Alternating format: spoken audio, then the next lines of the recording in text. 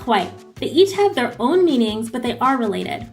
So what's global warming? We have seen an increase in the surface temperature averaged over the whole globe over the past century and a half. And that temperature continues to rise. NASA has analyzed data about the Earth's climate system from multiple sources that tell the same story. On a global scale, the Earth's surface is heating up because of the increasing amounts of heat-trapping greenhouse gases that have been released into the atmosphere from humans burning fossil fuels. That's global warming. Climate change is a more general term. It also refers to long-term changes over many decades or hundreds of years, but it includes all types of changes in the typical weather climate that can be and have been observed from regional to global scales.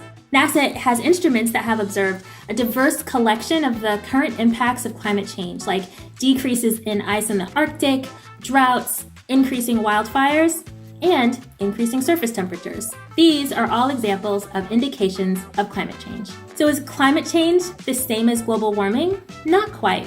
They have their own specific meanings, but they are related to one another.